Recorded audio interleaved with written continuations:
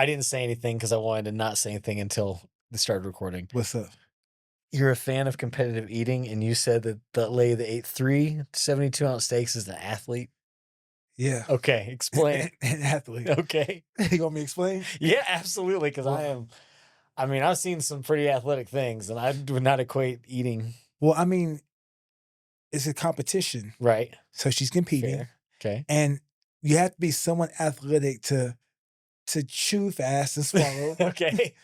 And the amounts that she's taking in and the amounts that she's moving from Yeah. hand to mouth is a lot. I mean, think about this. She had 3 72-ounce steaks, Plus the potatoes. 6 potatoes, 3 salads, and I believe they have 2 rolls with each. So Yeah. 6 rolls and a large iced tea with each one. That's that's so much food. Yeah, that's Yeah. 210. Wait, but 216 grams of protein. That's no, it's ridiculous. I just Yeah. think it's funny that you were like, that's a high level competitive athlete. I was like, what? Yeah, it's competition. And I feel like when you compete, it's a sport. Yeah. So, I mean, like, name me, other than, like, if they had a sport called breath holding, Yeah. maybe something else tougher than that. Eating 3 72-ounce steaks, In one sitting. 3 Yeah. salads, 3 large 44-ounce iced teas, Ugh. and 6 potatoes. Thinking about it makes me get the meat sweats a little bit. That's Man. pretty, yeah, no, that's rough. That's rough. And then think about this. The great Takeru Kobayashi, I'm gonna say his full name. He deserves it.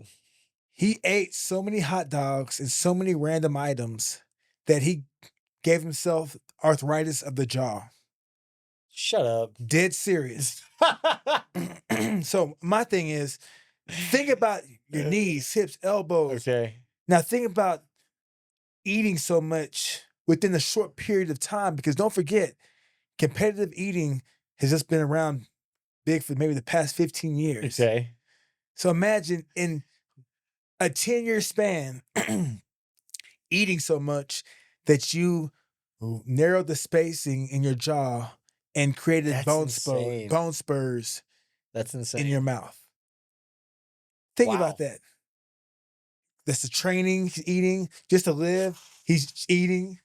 They need like a players association. They need something. Well, I think there will That's be crazy. something, because Joey Chestnut actually signed a contract with, I think, some other hot dog company. Okay. So since that happened, he can no longer compete in the Nathan's. Nathan's in the Nathan's hot dog eating contest, the Coney Island one.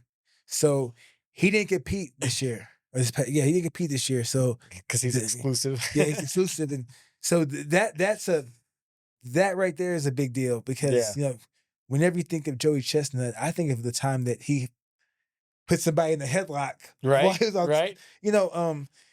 I remember when he beat Kobayashi, and that was like, oh, that was a big deal. Huge deal. So, I mean, it was on ESPN. You're right. You're right. Yeah. So I mean, like, you're right. And just think, you risk death. You could quite possibly choke. Because someone did die in a competitive. They choked to death. Yeah, choked. Or their to death. stomach burst. Choked to death. Wow. Yeah. So I mean, ugh. You're risking death, just like in MMA. Just like in MMA, you're risking death. Oh my god. Even though it's not as dramatic, Oh man. Yeah. I wish Tito Ortiz would enter a food contest. I'd like to see that. Yeah. I'd like to see it. He would definitely choke. I don't know what Jacob would eat, because I'm not gonna call him Tito, because like Tito Santana, Tito, Tito Trinidad, there's some great Titos out there. Didn't make the list. Yeah, Jacob, he was a good fighter back in his time. Y'all never end up getting that squashed. I remember that little videos backstage. There's some stuff going on. Yeah, it's whatever. It was back then. Like, I just felt him to be fake. Yeah. But to everybody, we might come off that way to some people, but just with him, some of the stuff he said, kind of just, Didn't seem like it matched. No, it didn't match who yeah. he was, but that's him. You know, that's him. I don't worry about him. Do you think that's a difference that you see, like the people that are successful with it versus people that struggle with it? In MMA, it's not just a sport. There's also marketing involved, and it's you marketing yourself. It's you putting out personas.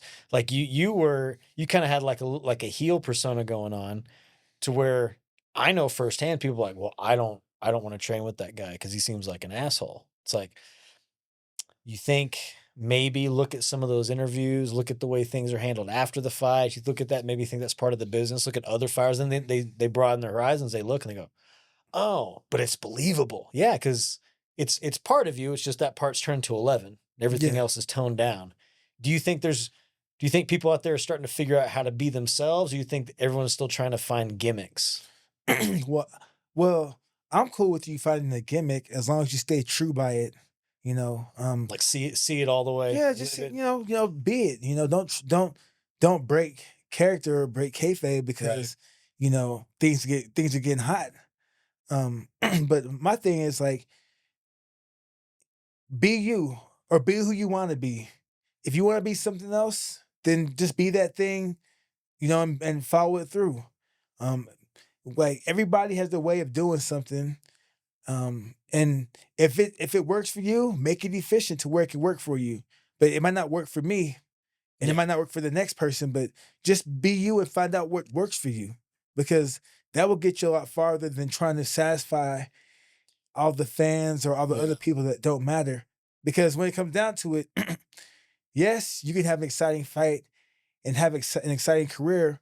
But if you lost, people will still talk shit about you Oh, because you 100%. lost. So the thing is, like, sometimes when you try to entertain those, you can lose a piece of yourself or lose the fight.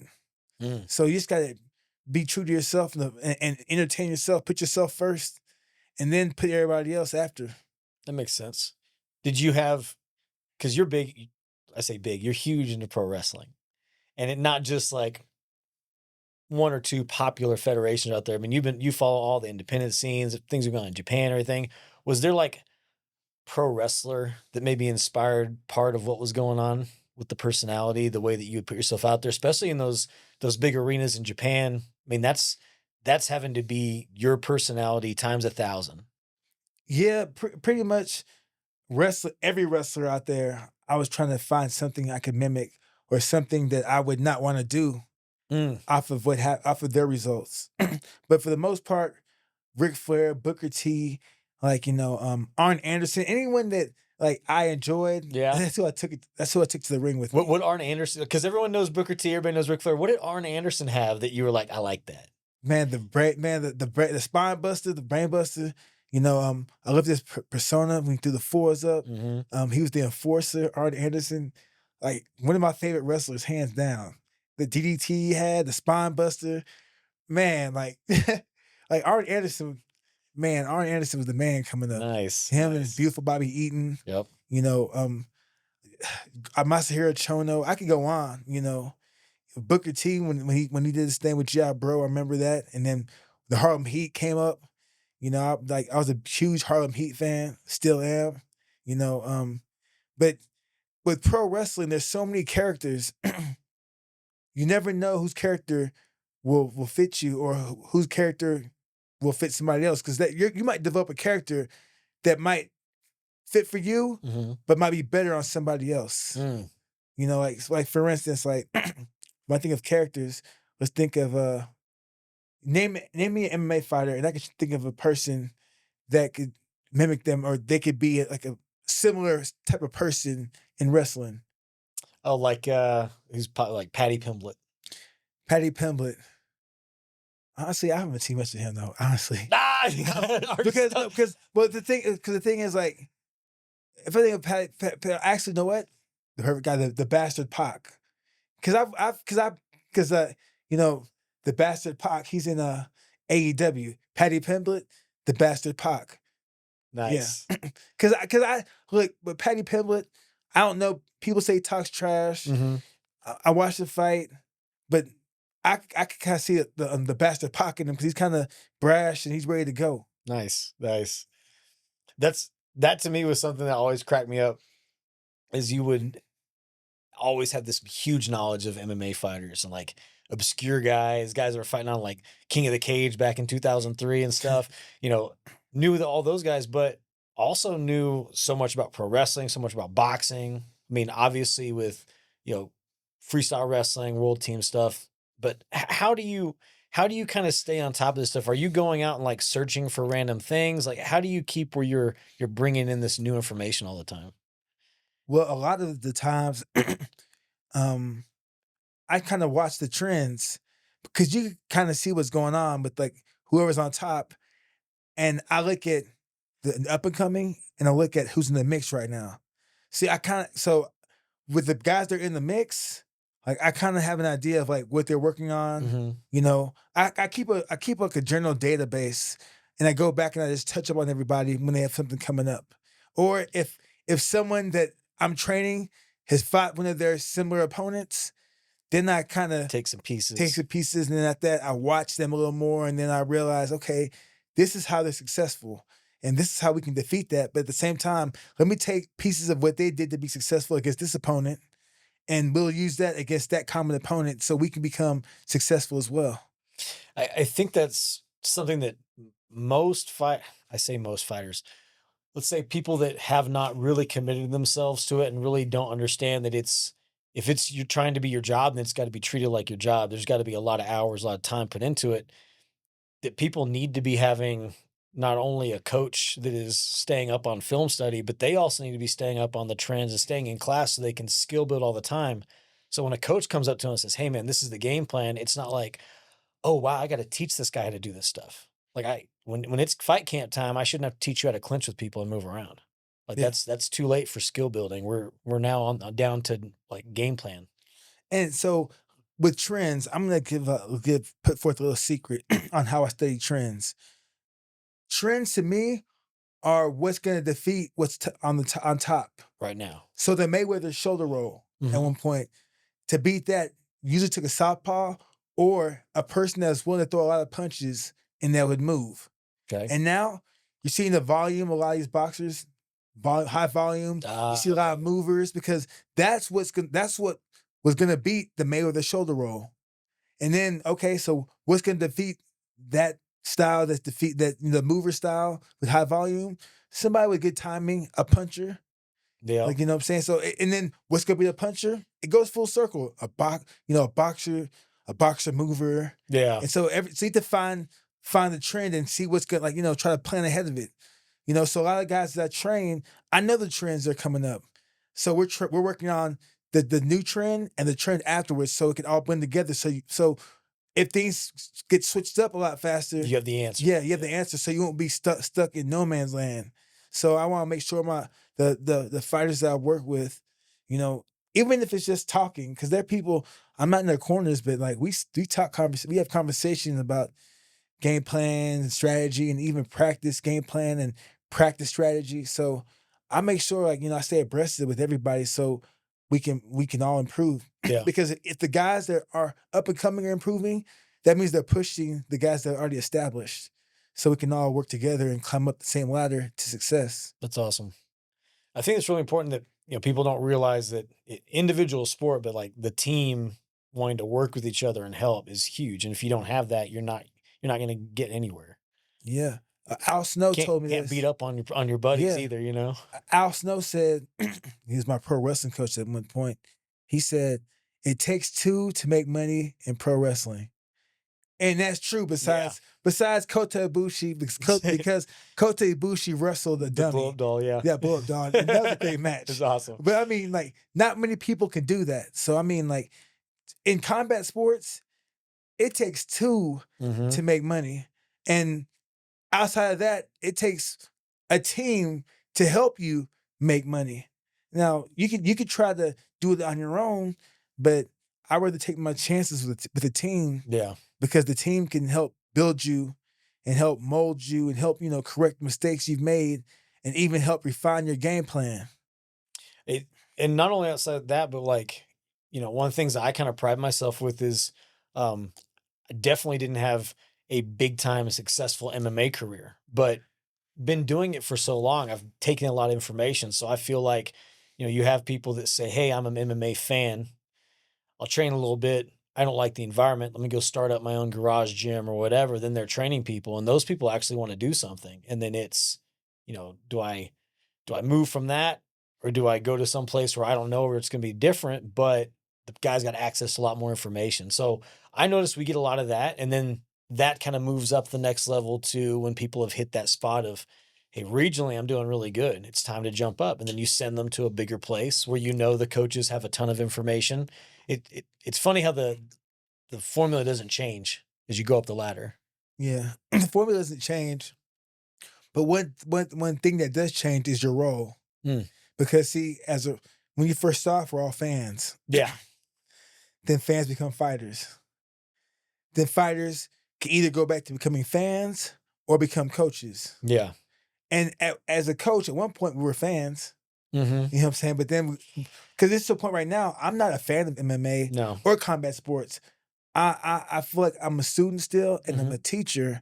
So when I watch any competition, I'm watching to see tactics and techniques, and I'm watching for that sole reason. I'm not watching it It's to not be entertained. entertainment. Yeah. No, it's never entertainment anymore. It's about learning, because even though it's a fight, a lot of the things that happen in the fight you could take to you in life. Oh yeah, for Like sure. rushing something. You try to rush the submission, you might not get it. Yep. You try to rush something in life, you might not get it. You might get a bad result.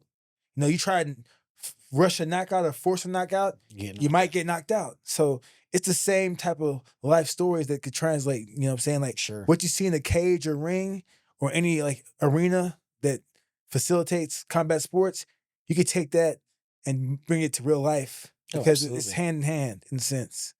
No, it's a lot of my students say, the benefit of training is when they get it done, they know they did something hard that day. So they know they can make it through the next thing that comes up. It's like, that's cool, man. That's awesome. That's what it's for. Yeah. Do you feel like you already talked about not really a fan of MMA anymore. Now it's like a job. You're studying, you're studying for yourself also. You've always been more of a fan of the actual training than the actual fighting part. So do you really feel like the way that you get yourself like fulfilled, the way you get your socialization, all that stuff, you've been on that same path the entire time? Nothing really changed for you going from fighting to coaching? Yeah, I think so. I was always a coach in a sense, because for me to understand what I was what I was doing, I had to learn it. Like even in wrestling, I was the first one in my family to really wrestle. Right. So no one else was helping me. So I had to learn. I had to be able to learn the moves so I could teach them. Because if I could teach them, that means I knew what I was doing. So that's how I learned, through combat sports, is by learning, and then if I could teach it back to you, they understood it, and it was in my memory bank. So there are a lot of moves I have, like a lot of the scenarios and situations that I've experienced and I've actually drilled or been put in, or talked someone through, that I have banked in my memory. And there are a lot of positions that I don't know anything about. So once I encounter them, then I look. If I'm still confused, I'll ask somebody. I'll ask Coach Brown, Mako, Coach Bahumpa. I'll ask anybody, Lambert, anybody, because like there are a lot of people at the gym that have jiu-jitsu experience. Right. Now I know grappling. I'm not the jiu-jitsu guy. Right. I understand grappling, but the thing is, that's not my forte. So for people that don't get the difference, what is the difference between like being a grappling guy and a jiu-jitsu guy? Okay. Besides the pajamas. Okay, so I feel like when you're a jiu-jitsu guy, it's like you're stuck in the parameter where it's like gi. They have no gi, but it's more gi, no heel hooks. From what I've seen at least, it's more of a jiu-jitsu, like Brazilian jiu-jitsu sport-ish type of thing. Where with grappling, like it encompasses everything. Right. Like you see guys going for takedowns, foot sweeps, anaconda chokes. They're going for everything, because like the end game was a submission, just like in jiu-jitsu. But I feel like with grappling, it's more offensive. It's more offensive based. Jiu-jitsu in a sense is more defensive based. It's a little slower. No gi grappling is very intense. Yeah. It's a sprint as well as a marathon combined in one. You have the long distance, you have your sprints, you have your middle distance, and you have your marathon, all within that one go. Yeah, that's for sure. Because like the long game could be you're going for leg lock, so you're playing, and that's your marathon. At the same time, you're throwing up, arm bars. That might be your middle distance, and then you look for a sweep. You know what I'm saying? That could be your sprint. So I mean, there are a lot of things. Like when I watch the grappling, I'm just like amazed because like you're starting to see a different type of body structure, different type of athlete, a different type of body awareness and flexibility that he didn't see before. Oh, you just had out of ATT, you just had Big Dan come visit. Yeah, like that's a 6'7", 290-pound purple belt. That's scary. And I was like, man, like I know you're not from Texas, because if you was from Texas, the moment you were in high school, they'd be like, hey, you play football. Everything else that was said before this doesn't matter. You're starting. Right, you're right. And he'll been in the 100%. Easy. And I'm like, your parents failed you, man. And he's like, well, I'm from New York. Romania. He's from Romania. He's Romanian. Okay, and then moved to New York. Yeah. Okay, well, there. Well, I didn't know that, but I just know that if they would moved to the South, he would have been in the NFL somewhere, because that's a big dude right there. Yeah, he's a monster. Yeah. But like you're seeing guys now with jiu-jitsu that are that size that move like they're lightweights. It's amazing to see that the game has really evolved quite a bit. I think the big thing now is big key to that evolution was people embraced wrestling way more. I mean, essentially, when you go to New Wave class with John Donaher, like whatever you're doing in that class, you're going to spend rounds wrestling and spend time doing technique, setups, timing, hand fighting, whatever. Because it's so important. You can't do it without it. But the thing is, like, you can, but you can't. But at the same time, like, I wouldn't even call it wrestling. I would call it more of a folk style of wrestling / hand fighting, because like every country has had their own folk style of wrestling.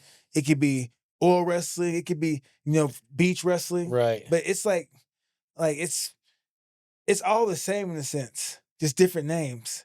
The difference between amateur wrestling in America compared to other places, like, is that we had a more of a control system when you're on the ground, and we had a chance to compete more in the season.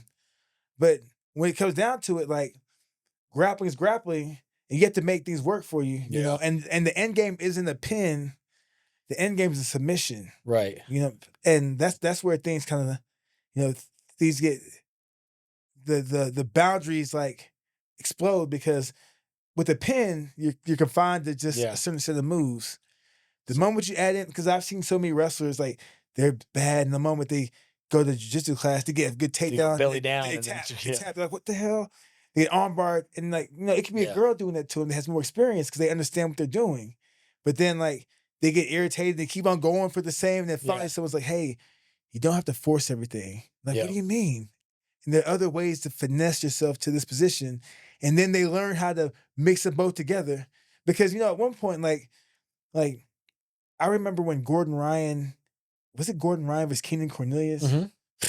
EBI, yeah.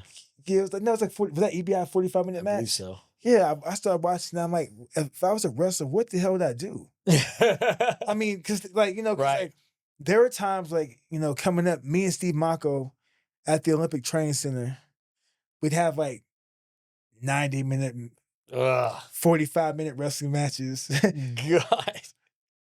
For a 60-minute match or a 10-minute match, which was dumb as hell. But like, the end game was to control and get takedown, pin them.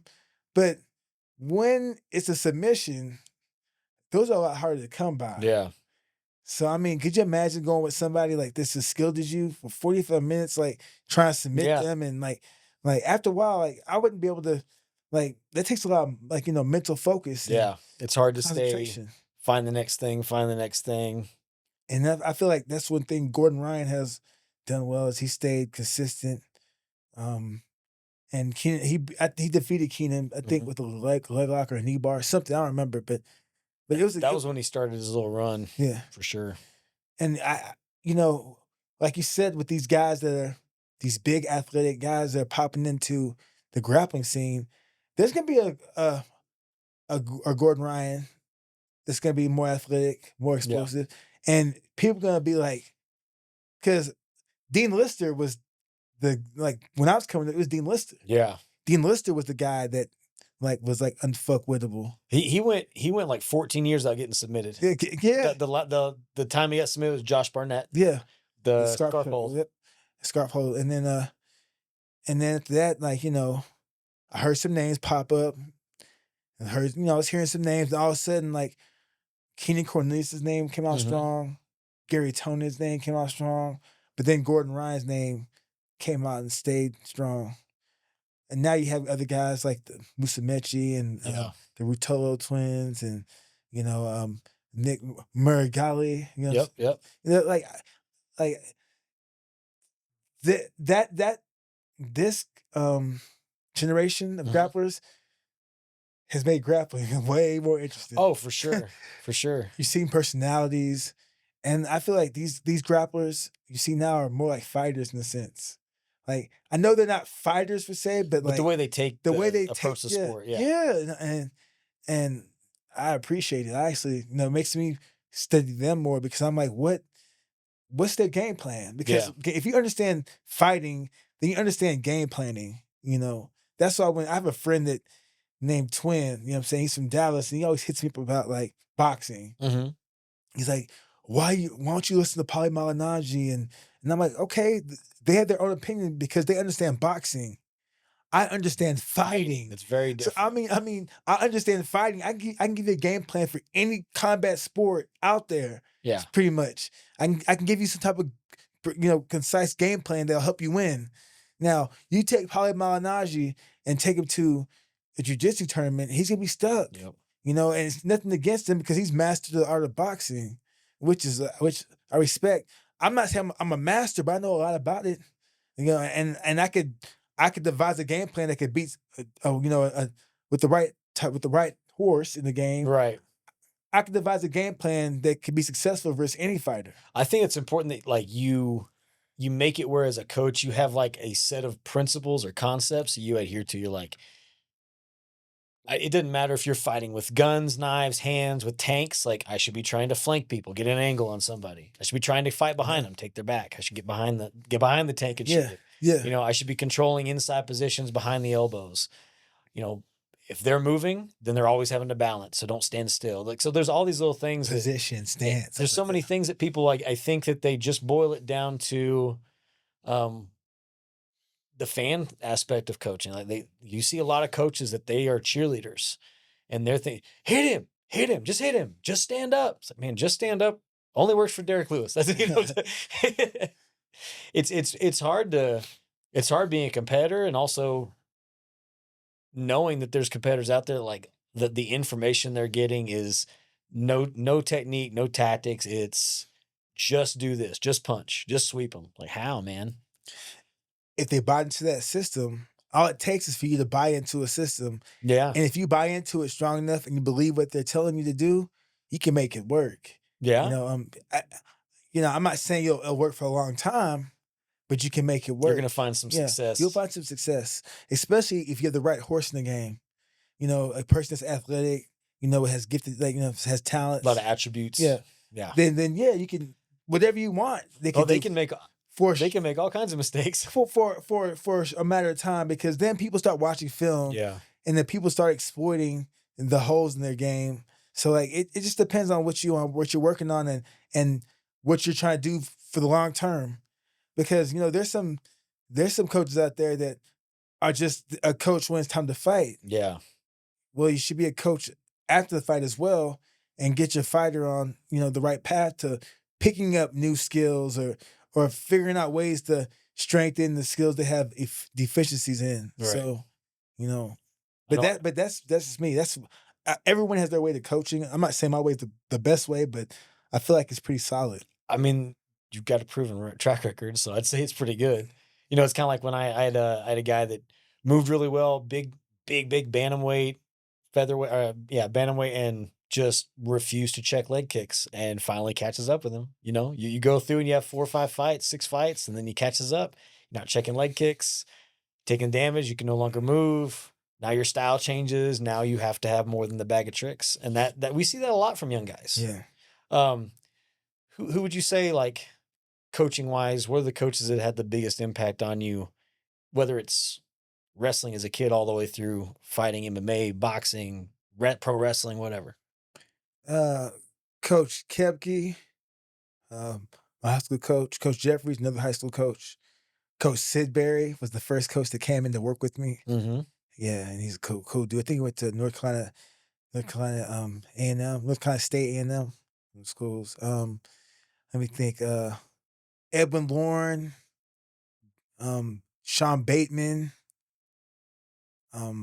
Joe C, Coach C, Byron Tucker, Mark Munoz, Jamil Kelly, Yeah. Dan Cormier, Reggie Wright, Mark Branch. I don't say if I say Kevin Jackson. Kevin Jackson? Yeah, I'm gonna say Kevin Jackson 4 times. Kevin Jackson 4 times. Kevin Jackson.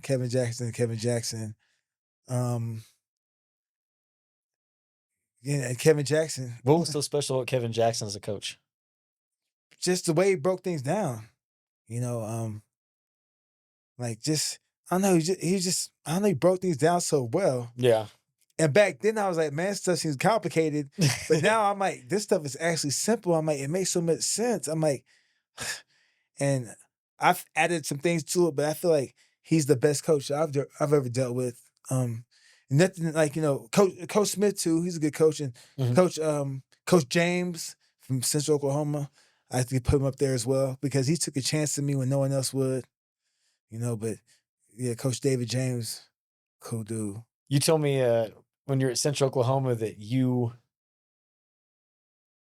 had met a guy that was like from Russia or Dagestan or something, like driving a cab. Yes, so and then y'all ended up beating the brakes off each other in the wrestling room every day. He beat the brakes off of me. So, it's crazy because I remember got a taxi cab ride for somebody, and he's missing a finger. I'll never forget that. I'm like, dude, he's like, you know, a white dude, like kind of buff. I'm like, not thinking nothing of it. And this is like years ago. But then years, like I was with my cousin in Oklahoma. And then I remember like fast forward, like a few years later, I'm going to the gym to work out. And I'm waiting, you know, at the University of Oklahoma. I'm waiting and I get there early and finally people start showing up. And I go in there and somebody's in the sauna because someone's like, yeah, Solak's in the sauna. I know who Solak was. And we're about to change. And all of a sudden I see Solak come out. And I see a guy with a missing finger, kind of buff, a missing finger. And I'm like, that couldn't be him. Like, no. So time passes, and I remember one day he needed a workout partner. He's the Greco guy. And he's like, I said, I'll work out with you. And I came to the gym. I met him there, and he wanted to, you know, do some sauna work. So first of all, before we work out, actually, it was after the workout. But he said, we're gonna work out, and then we're gonna count 1,000 drips from my nose, 4 sets. 4 sets of 1,000 drips. Yeah. So I remember we shake hands, and he's beating the brakes up, just throwing me, bow, gut wrench. I didn't know what the fuck I was doing. I was like, just gut wrench, and I couldn't defend shit. I was getting thrown straight. And I'm like, man. And he's like, all right, time for sauna, 1,000 drips. And I'm like, before we go in there, I'm like, hey man, did you drive a taxi cab? He's like, yes, many years ago. I'm like, you drove me around. I was like, you drove me around one time. He's like, how do you know? I was like, because your finger's missing. God dang. Yeah, but his name was Solak. He's an Armenian dude, and he was like a Olympic bronze medalist. What the crap? Yeah, but I remember like in the sauna, like, I don't know if I was concussed. But I was trying to pedal and trying to count 1,000 drips. And I couldn't do shit. I was struggling. I was just lying. I was like, okay, I'm hot. We were in the sauna too. Nope. And he was just sitting there like just dripping. Like, man, I'll never forget that, man. Because that was one of the worst beatings I took. Like one of the worst. I'll never forget that. Like, I smelled like nail polish. Like, cause wrestling mats smell like nail polish. Oh yeah, He's yeah. just throwing me around and just like, man, like I'll never forget that shit. Yeah, cause like, I was bleeding and shit. There's blood all on my shirt. Did how often did you go into practices and you were not the guy? You know what I mean? Like how many times did you go in and get challenged? Like, did you go seek that out? Because there was a time you worked with Team Quest, you worked at AKA, you've been American Top Team, you've been a lot of other places like dropping and getting cross training. Like, was there ever a room where you walked in and you're like, oh, I am the nail today? Yeah, quite a few times because I did that by design. Yeah. Like even when I wrestled, there are times I'd be like, you know what, let me go wrestle this weight class. I'm gonna wrestle up. Or let me wrestle this dude at heavyweight. Or let me just 'cause I didn't care because my thing was I was just there to compete and I'm gonna try to win. And then when I go to like when I want to work my hands more, I was like, let me go to Vegas, Mhm. let me go to the Mayweather gym. And I'm just gonna spar with whoever. Ugh. Like got beat up. I sparred with Alan Green, Ghost Dog. He fought Andre Ward. I used to spar, man, I sparred with everybody because I was like, you know what? Let me challenge myself because I'm learning and it's a physical workout too. So I'm learning, I'm picking up tricks of the trade. Even though I'm gonna be getting beat up, I know Yeah. what I gotta do for the next person that's not me. Right. Because I'm planning on coaching. So this stuff I'm experiencing, I can relay on to the next person that I'm working with off of experience. Because sometimes um it's easier to show shit that works when you done it before, but it's really hard to show shit that works when you ain't never done it before. Oh, for sure. Yeah, you can see the mechanics of how it could work, Yeah. but there's small little integral There's a things, lot. There's a integral lot. parts of the move that if you miss it, the maneuver will not be complete. No, it's definitely challenging as a coach to like constantly be learning new things and then change, which will at some point is going to change maybe an entire philosophy of position. You know, in jiu-jitsu, you would say never give up your back, right? Yeah. You know, but we think about it, well, damn, you give up your back a lot. You go to turtle, roll people over, you do sonagis, throw people over, you know, you re-drag out of arm drags. You Yeah. give it, so there's times you have to kind of step outside of that and say, I got to approach this different. So I think getting out there and finding new looks is super important. Yeah, you can't be within the box. You got to think outside the box sometimes. And that's why, like, a lot of the athletes I work with, I let them know, like, hey, sometimes you have to break the rules. Mm-hmm. Like, they say, have your hands up, chin down. Okay, there might be a time where you might have your chin up, hands down. You just never know when it's going to be. Mm-hmm. You know, mechanics, there are people like Deontay Wilder who people made fun of for the way they threw their Right. right hand, Just the way throwing he threw his punches, right hand. yeah. Yeah. But then he might throw 1,000 right hands that are trash, but that one that comes right, it just takes one. So sometimes people need to worry less about like how they look doing something Mm-hmm. and just really focus on just getting it done efficiently in the way of doing it. What's the desired outcome? Yeah, yeah. Like, I got to go to the outcome. And let's try to figure out a way to make that outcome happen every time you go out there to execute this move. Yeah, I think that's what makes training fun though, because then you actually get to kind of put your stamp on a move. Like you figure out the basics, fundamentals, what will people do here 99% of the time? What are they going to, you know, how's the pressure going to be? And then say, that's cool. Let me try it this way until you get it to go. Yeah, but also depends on the gym's philosophies. Mm. Because like like with wrestling, like if I was wrestling a guy from the Big Ten back then, I don't know what it is now because I don't keep up with it. But like if I was wrestling a guy from Iowa, Minnesota, I'd know they're in my face, underhook heavy footed, and they'd be there, so I could just like reshot them or blast through them or finesse them. If I'm facing a guy from like Oklahoma State, Iowa State, or Oklahoma, then it's a different type of athletes you got to deal with because they tend to be more complete in a sense, a little more athletic. Every style has the pros and cons. It's kind of like Missouri, like funk style. Yeah. Missouri has the funk style, and Cynthia with Lehigh. You talked about like Cubans and some Iranian, like Cubans will only fight like just to beat you by 1 point. Yeah. No matter if you're the best guy in the world or you're 50th, they're gonna beat you by 1 point. Well, yeah, but back in the rules at one point, if you got the 3 points, it's a wrap, pretty much. So but you can still lose 4-3. But if you got Okay. the 3, there's a great chance, like, you have to score 3 points before the match could be up. Mhm. So if it was 2-0, get the 3. Someone Yeah. score at third point. But there'd be some Cubans that would beat you 3-1, 3-2.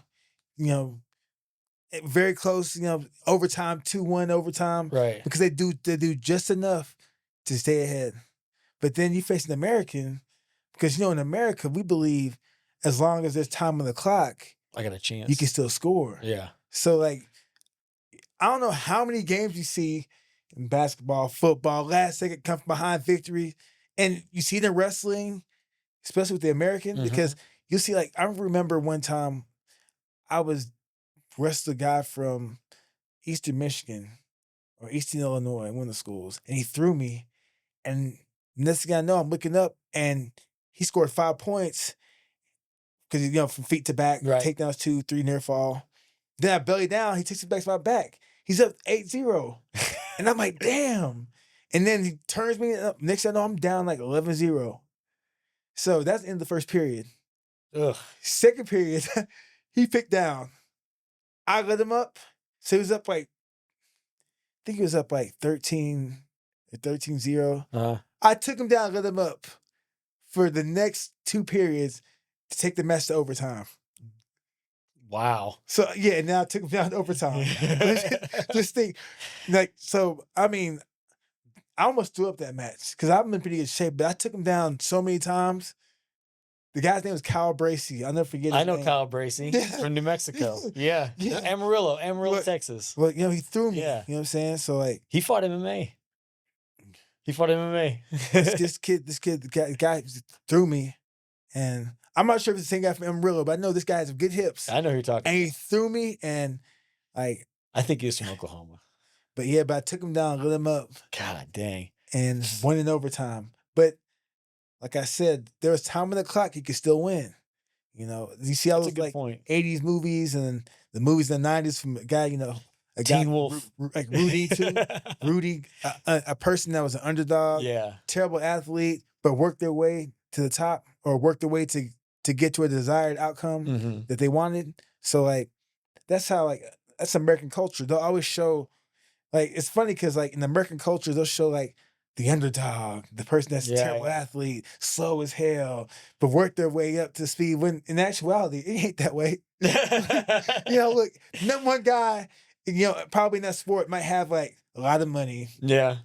Parents got him a personal trainer and masseuse. You know what I'm saying? Like, they got nutritionists. Cause like that's why, like, those stories, when you hear those underdog stories, really don't happen. They happen in the movies, Yeah. but in real life, like, you see more people failing than you do succeeding. That's a good point. Yeah, that's a good point. I mean, like, if life was like a movie, like, we'd all be successful. And all the guys that's successful right now would be bad guys. Think about it. Because, like, in movies coming up, like, the rich guy, other than like not Johnny Quest, but who's the millionaire? Johnny some guy's a millionaire. Kid. Some kid's a millionaire. I forgot. I think Richie Rich. Richie Rich, yeah. Outside of Richie And Johnny Rich, Quest too. Yeah. Outside of Richie Rich and Johnny Quest. Yeah. And Scrooge McDuck, even though he's a heel, he's a good guy. He's a heel. He was He the heel. anti-hero. He's Stone Cold. Yeah, Stone Cold. But my thing is, like, whenever you saw a person that was rich with money, they're a bad guy. They're a bad guy. You're right. Always a bad guy. Steve Silver from Cobra Kai. Bad guy. Yep. That's funny. I mean, like, because you think of, like, I don't know why it's like that, but when you think of a wealthy guy, you think of a villain. No, you're right. You're right. Jeez. I can't think of any example that it's not. That's funny. That's hilarious. What is the thing with all the comic books, the movie roast? Like, what is the thing that you seem to have the same problem that I have, which is we spend a lot of time doing a lot of physical stuff, and so we kind of nerd out a little bit. You think that's by design? There's just something like just to get the different side of your brain working? I have no idea, but I feel like a total dork, like making references in class, and I feel like a total idiot sometimes. Like, man, I don't know. I'm trying to entertain myself. Well, My not me, 'cause I'm like, I didn't even know. I'm like, hey, y'all watch comics? I mean, y'all watch the comic book movies? Yeah, I'm like, you don't? I'm like, you gotta watch The Boys, you gotta watch this. I'm like, y'all are tripping. that's I funny. let me know, because then once they start watching it, it's easy for me to like use the references, so I kind of put them on game. That's why I gotta look at it. Because like, Oh man. the thing about this is like everything started from something else.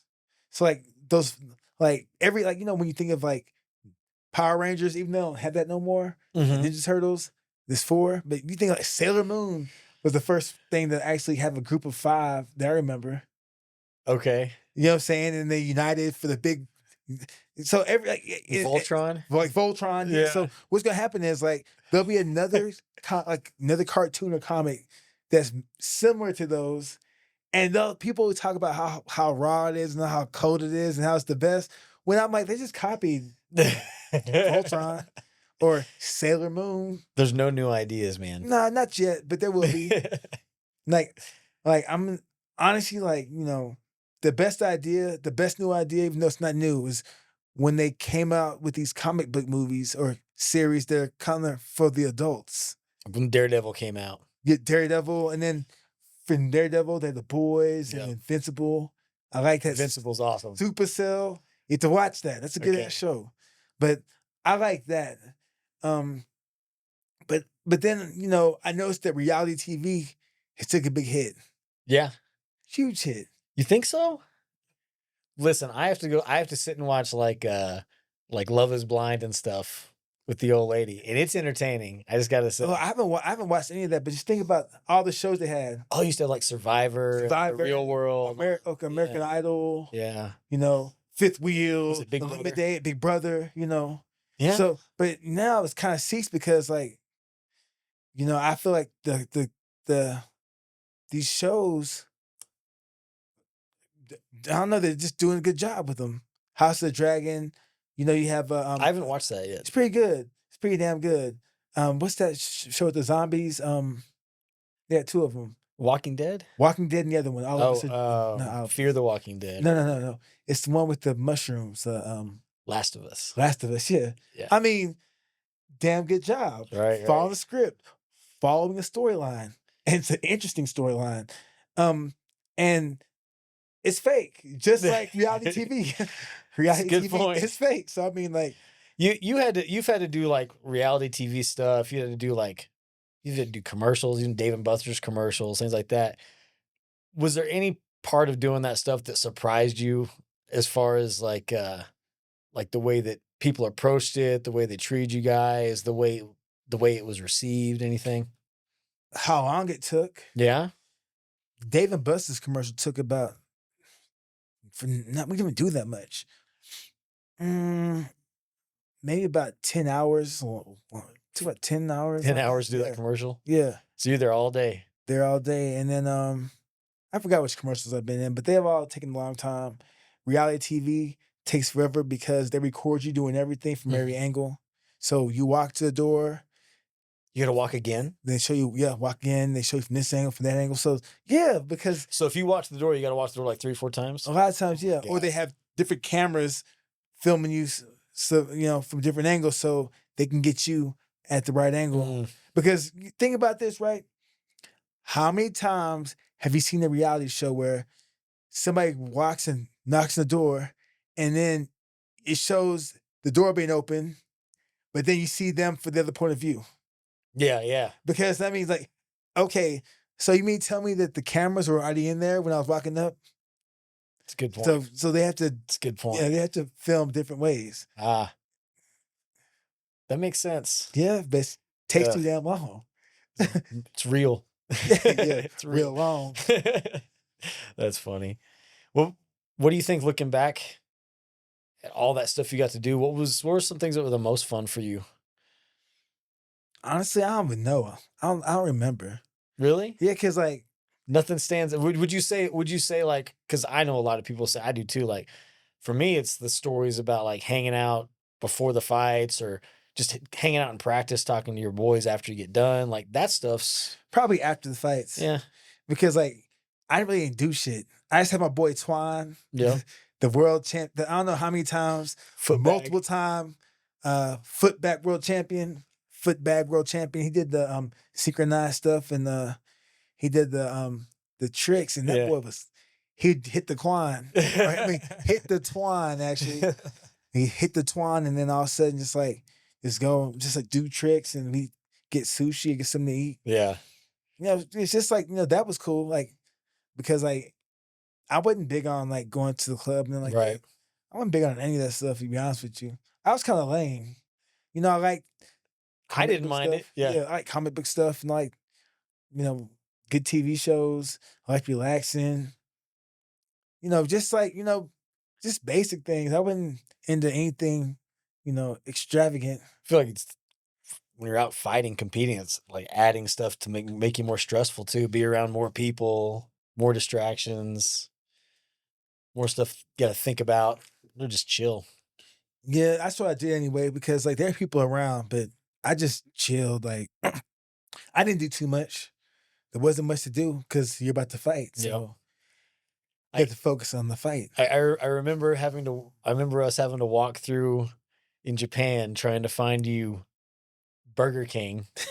And Burger King was closed and order a pizza and having a Coke never before a fight. I will never forget that as long as I live. It's like it's the other end of the spectrum of Paul who like chews his food into tiny little pieces because he gets his Yeah. tummy upset. And for you, it was, yeah, I'm gonna need a large pizza and 2 liters of Coke. I ain't gonna lie. I Bring miss dessert. Japan. I know what Japan. Like I hated going to the venue early, Yeah, they I make you hated that. early. but the breakfast was good.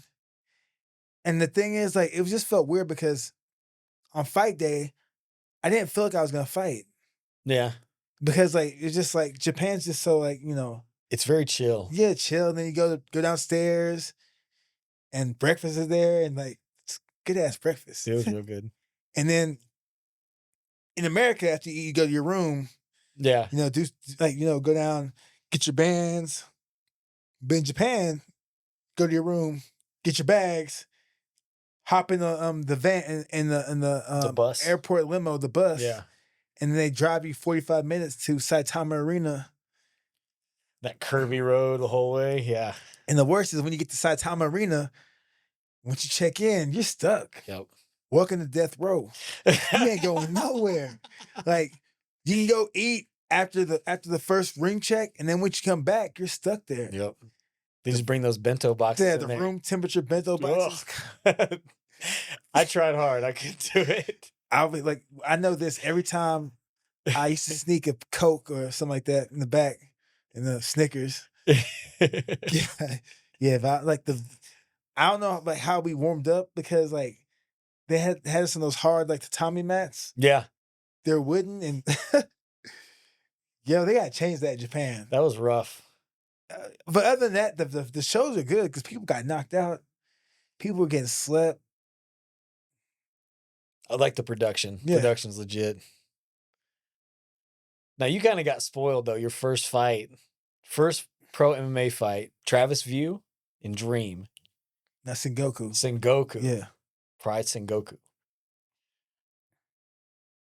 For people that haven't heard about this kind of stuff, like I think that they don't get how even nowadays there's still that little bit of, hey, if you're ready to go and you know somebody, you might get a phone call. And that phone call can be a really, really big deal. We both know countless people that aren't in the UFC and they get a phone call and they're ready to go. Hey, you got a passport? Cool. You're going to go fight in Brazil. And you're in the UFC now. Like for you, that was before that kind of stuff was happening. How did that all play out where you go from I'm wrestling, oh, I got to jump on a plane and go to Japan? Well, it played out because Hodger Gracie was set to fight Travis View and he got injured. So they called Ryan Parsons up and asked him if he had anybody that could step in on short notice. And that somebody was me. And we just took the fight. I think 9 days later we fought. Yeah. But the thing is now with the way MMA is growing, like that would never happen. Because with somebody with That's 57 old fights, stuff. yeah, because like back then, like there was no YouTube like that. Now there's so much access to information. Like you can learn so many things, and you can actually mature in your career by just studying film and by being with the right people. Yeah. Because I could imagine if I had 54 fights and I've been on the scene at every big show, and I'm still somewhat in my prime, Yeah. that some guy that's making his debut that fought for 6 months or Yeah. trained for 6 weeks is gonna come and beat me. I'm Yeah. sorry. It's pretty I'm bad. sorry. That's pretty That's not bad. gonna happen. That's not gonna happen. And I just think that like now, like there's so much like if you hit mitts and someone records it's on there. Yeah. Like everyone's recording something. So like there's no secrets anymore. That is crazy to think about that's through that timeline when you would not know anything about somebody and they might be bringing a whole can with them when they get there Yeah. and you had no idea. But I mean, that's the way even like smaller shows, like you'd show up and say, hey, you're fighting him and you're fighting that guy. Hey, your guy didn't show up, so we're bringing this guy in. It's like, that's just the way things were. You know, you're Yeah. fighting Dan Severn tonight. Okay, cool. You know? Back then, but now, now like you could do that. Say you did that, give him a week in advance. Like, Yeah. hey, you're fighting this guy. All right, what's his name? Type his name in YouTube, MMA, find something. Type his name into Google, MMA, find something. Fuck. Type in something on Instagram. Yeah. You might find a video of him hitting mitts or TikTok. So like, because now I came from a time like at one point people wanted to be private with this stuff, Yeah. and then 8 years later, everyone's public. Yeah. Like there's no like you rarely have any friends that have their profiles public. I mean private now. Everything's public. When you check in somewhere, it's public. You know, I remember on MySpace, you know, everyone had Yep. like their top 8, and then if you wanted to hide it, block. You know, make your profile private. Yeah. Yeah. That's You know, fun. that was the way to be private. But now like everything's public. You know, I think there's a part of that I like there's no longer a lack of information. So people can see like if it's bullshit or not, you know? Like Sometimes, because the thing is, no, that's definitely a perception thing. Cause you got people out there like, oh my God, that is the Detroit dust guy, like Yeah. for self-defense. Like, oh Yeah, man, he's he's real, got yeah, it. It's yeah, like, no, he does not got it. But I think no one's reinventing the wheel now. Like whatever you're doing, putting stuff out, I don't think you're showing any secrets.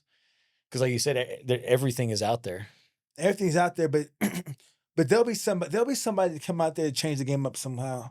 It might be through something false. It might be through a spoof. It might be through something because like it just all it takes is the only thing that changes is technology, Yeah. and who knows like what the next level of technology will be, because with us the internet changed things, and then So much. wow, then all of a sudden like the DVD, then all of a sudden streaming, bam, blew up. You know, then social media, bam, you know. So just Yeah. think about what's next after social media. What could it be? I have no idea. My simulation is buffering right now. I have no idea. Instant like teleportation, maybe. I think the what is like the Joe Rogan thing say like the mind reading. Is that way you could tell what someone's intention is when they say something or what they mean?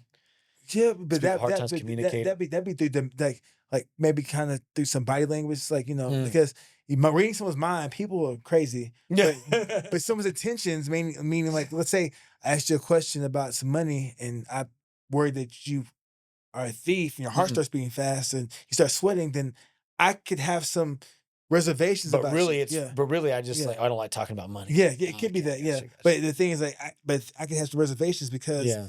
you had an Why is he adverse getting so reaction frustrated by with that? money. Yeah, but that's different. Where if I'm trying to read your mind, like food, McDonald's, slushies, no, with money. You know what I'm saying? Like because the average person, Yeah, you're you right. could be talking to him and they're like, yeah, you know what, my cat is really tripping right now. You know, Just talking to you and Yeah. titties.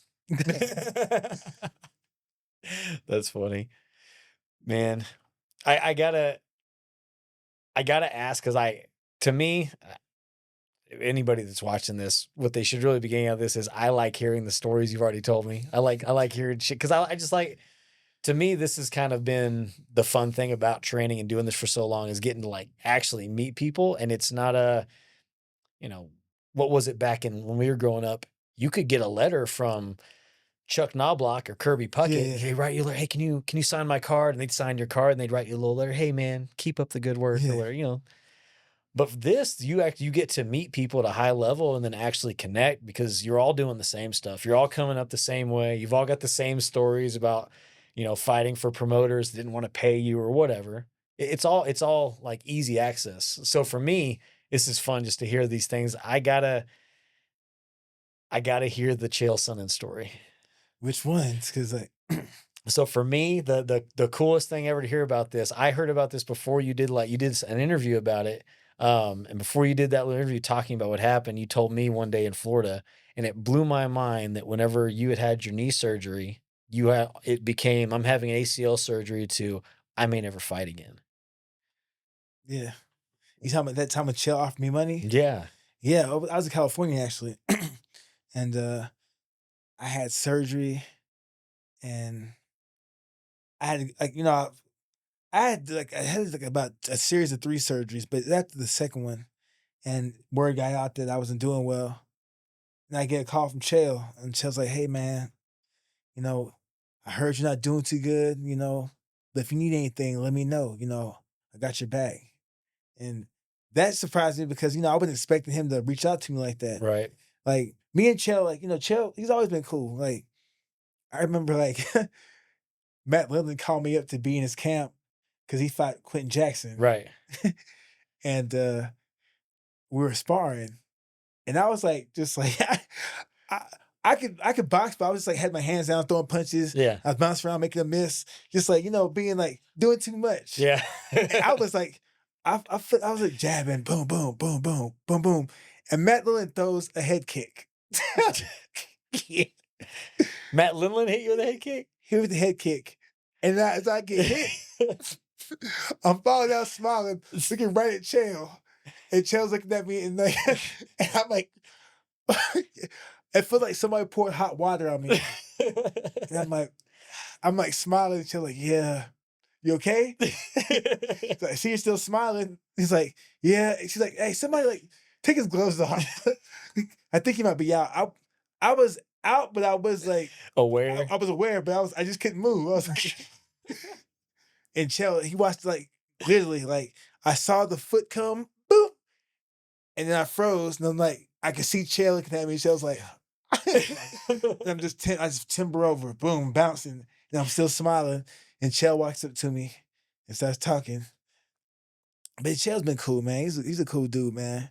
The success he deserves because like he's always been at the top with everything he's done.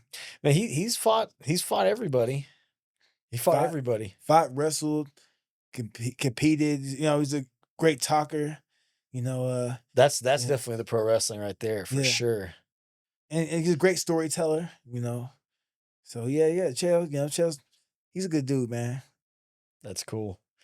When you look at all these guys that you've run into, looking back, was there somebody that you kind of looked at and go, that guy's gonna pan out and he did, or was we know there's so many people that never really did what they were capable of doing in the gym. Who are some of the best guys you've seen from day one? You're like, that guy's been on it. And some of the guys you were like, man, he was awesome, but he never did that next step. Well, it's hard for me to say because with training, like it's just training, didn't Yeah. count. Um, and I didn't put any expectations on anybody because I wasn't sure what's gonna happen in life because you never know what's gonna happen. But everybody I've been around is somewhat successful. Yeah. We're all like minded. Um, yeah, I can't I can't put my I can't point the finger on anybody that I didn't that I thought was gonna make that did because Yeah. I feel like everybody's gonna make it. Everybody's gonna be successful in some way. That's So cool. so it's hard, just even when I met um, Rashad Evans, at a dual meet in Hmm. Stillwater, Oklahoma. And in Stillwater, I put a heavy bag up in the room because like to hit it sometimes. And some guys in the team like to punch the bag to cut weight. And I'm walking up the stairs and I'm going into the restroom. I'm hearing bam, bam, bam, bam, bam. bam, bam. And walk in the wrestling room and I'm hearing bam, bam, bam. And I'm seeing Rashad hit my bag. I'm like, Rashad, what's up, man? He's like, what's up? I was like, you gonna fight? He's like, yeah, I think so, man. I'm seeing it, but I think I'm going to, but I don't know yet. I'm gonna see what happens with wrestling. And I'm like, you know what? Me too. Let's stay in touch. This is like in 2003. Yeah. And I kept on wrestling. He And went to then MMA. Yeah. 2004, he's on The Ultimate Fighter. Yeah. Wow. Yeah. Same thing with Rumble Johnson. Yep. Black Elvis. I'll never forget, like that same year, that summer, I met him in Reno, Nevada. Mm-hmm. And he was like, he was like a 197 pounder, mind you, 215 pounds. And I used to call him Black Elvis because he was like, kind of country and he's hit the little doo-wop, you know what I'm saying? Like, Yeah. and I used to make fun of him because he was country, you know what I'm saying? And I remember I was like, what are you gonna do next year? You gonna wrestle? He's like, man, I'm not sure, man. I don't feel like cutting weight. They want me to wrestle at 184, but I'm a 197 pounder. And I'm like, all right, man, all right, good luck with that. A year, literally, I think a year later, He's fighting at 170. fighting Tommy Spear. And I'm like, hey, I called Jamil. I'm like, Jamil, remember Black Elvis? Yo, put it on Spike TV. He about to fight. I'm like, how this big ass make 170? Dude. Just a few years before, or maybe a year before, or that summer before, he was talking about 184 was too big of a cut. So I'm like, he made 170.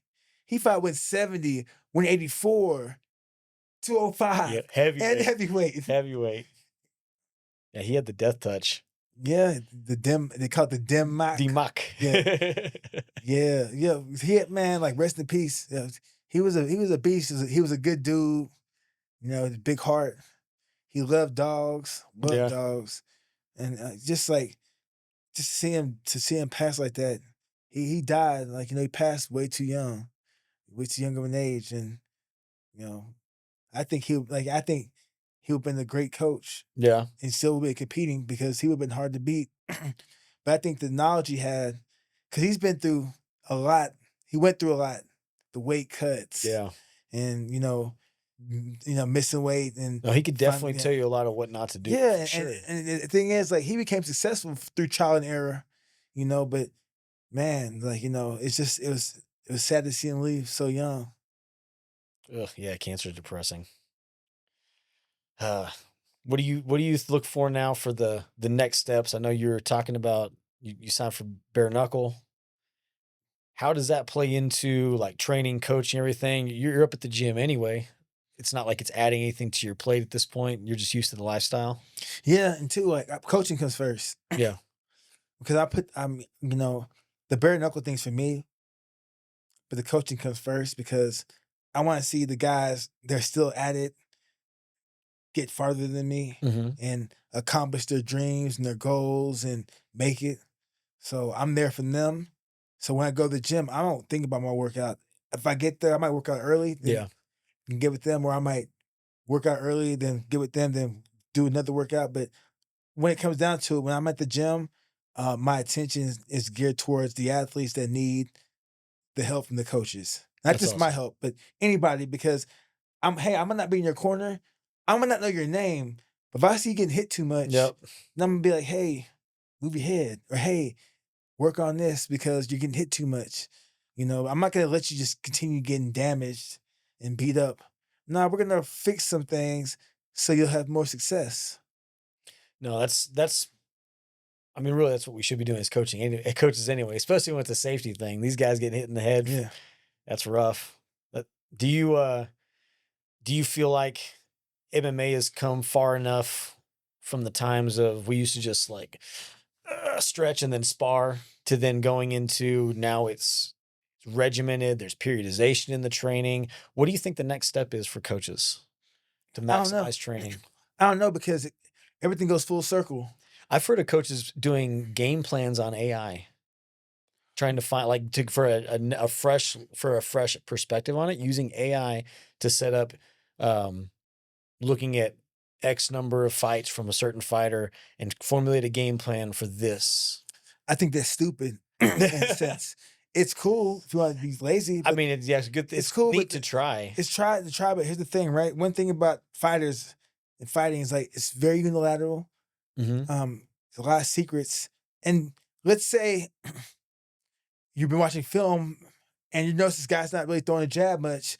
Let's say he's not throwing a jab much because he hurt his hand. Right.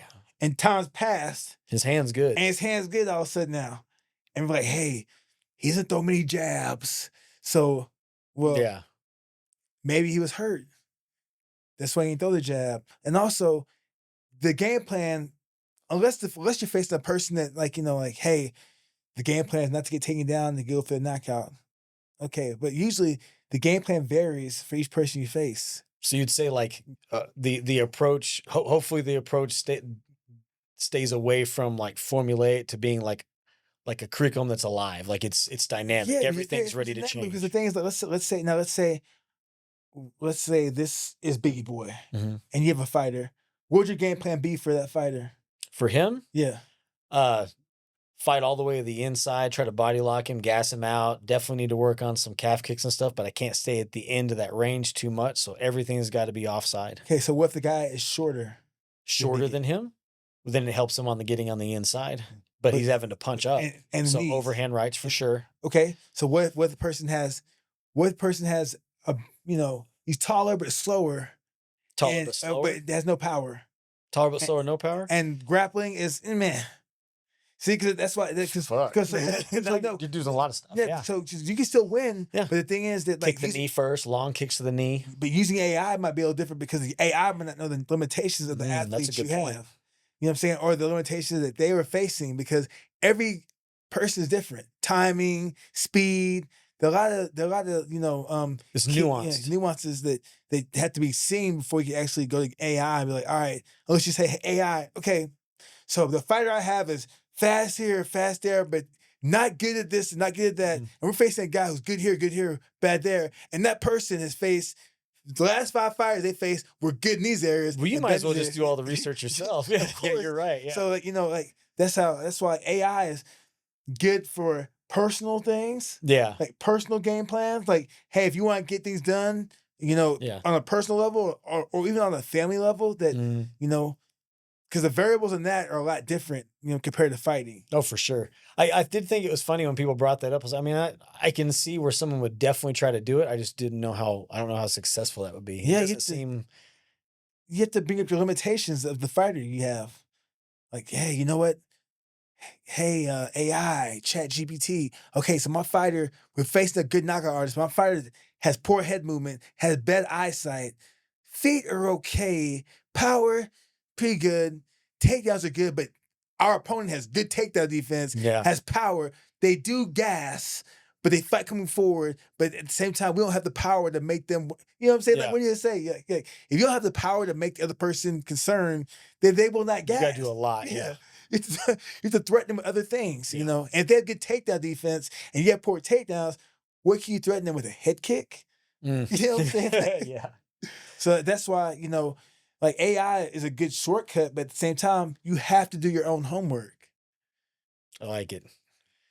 So before we wrap stuff up, what would you say for people to get out and train?